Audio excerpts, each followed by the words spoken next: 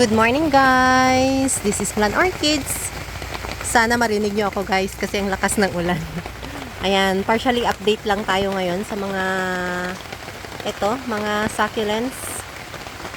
Ayan guys, so naayos ko sila. Konti-konti. Ayan. So, ayan sila guys. Yung si Silver Prince natin, ayan. Malaki yan dati, lumiit na guys. At saka, yung tabi niya, ito, is si, Free Spate Beauty. Ayan guys, si Chinese Jade. Tsaka yung mga nandun. Medyo malayo guys, tsaka madulas dito sa garden. Ito guys, ang aking Crested Beltana. Crested Fancy. May Madiba Drops, ayan. Tabi niya si Clavatum. Tapos, another Crested Fancy. Yung malaki doon is my crested and non-crested pink rose. Tapos, yung mga yan guys, hindi natin abot. Tsaka na, sa ibang video na lang guys. And dito tayo sa taas. So, ayan. May var apricot na ang dami ko nang napatay niyan guys. Hindi rin ako maasa na tatagal yan. Maybe by summer, mamamaalam ulit. Ganun talaga ang mga succulents natin. At saka yung mga yan, ang mga super bomb natin guys. Doon. So, akyatin natin sila guys. Para makita natin. Akyat tayo. Ayan. Sana hindi kayo mahilo. Ow! Ang dulas! Ang ulan dito sa amin guys, simula December 27, ngayon January 4 na, walang stop pa rin ang ulan guys. At ang garden ko sobrang dulas at ang putik pa rin. So ito tayo, nakakyat na tayo guys. And this is my snow bunny. Yan, maglagay ako ng ID kasi makakalimutan ako sa ID guys. Yan ay prop ako ng Choco Moonstone. Naparami ko na rin ang aking Choco Moonstone guys. Ilang pots ba yun? 1, 2, 3, 4 or 5 pots na rin sila guys.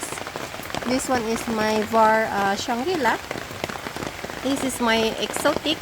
And this is my crested snow peach. Yan. Ang mga yan guys, yung mga ID na yan is according sa seller. Pero parang pare-parehas lang naman sila.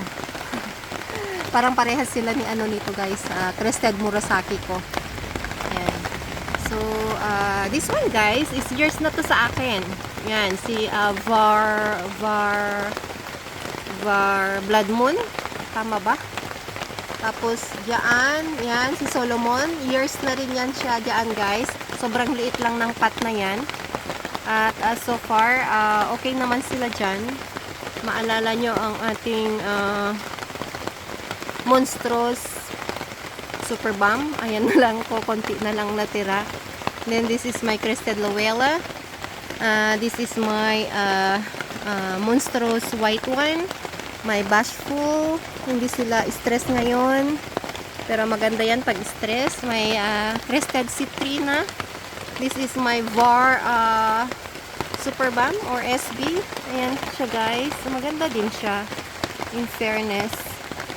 Kaso lang pumayat siya guys. So later ipapaulan ko. Tignan natin. Ayan siya guys. Color. Ayan. And sa tabi niya is yung silver bomb. Ito yung non-crested na super bomb.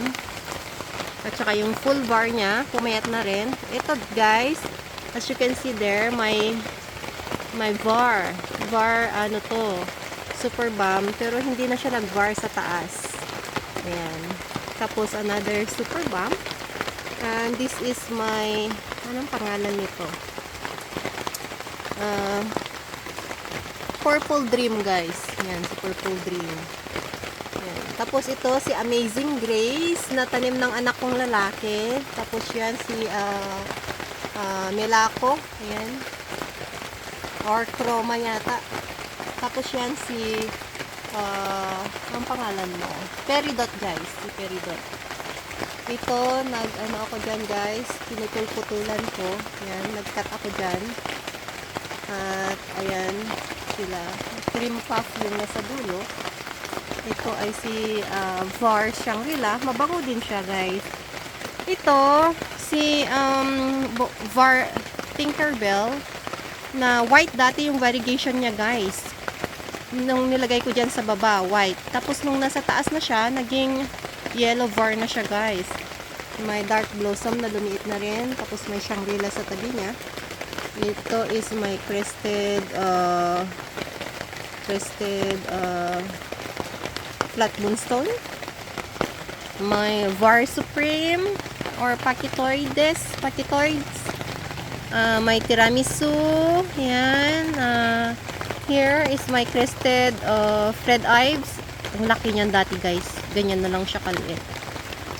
May crested Stilio. Malaki din yan niya dati. Ayan. Lumiit ng ganyan guys. So, ganyan talaga ang mga succulents. Minsan, lumalaki, pinapakilig ka, then bigla na lang silang namamaalam na hindi alam yung dahilan. Kaya, wala tayong forever succulents. Kaya, ayan, kinakailangan nating mag-pro pa kung may chance. Ganon. So, that's all guys for now. At mag-aayos pa ulit ako sa garden. Ayan, marami pa tayong aayusin at sobrang dulas talaga guys. Sobrang dumi pa rin ang garden ko. Pati excuse na yun na lang ang background na nakikita nyong madumi. Ayan. So, my pleasure to have you again here guys. And hoping to see you on my next video. So, please don't forget to subscribe para subscribe para ano ba yan, nabubulol ako. Para kita-kits ulit tayo next. So, that's all and have a nice one. Have a nice day. Bye everyone.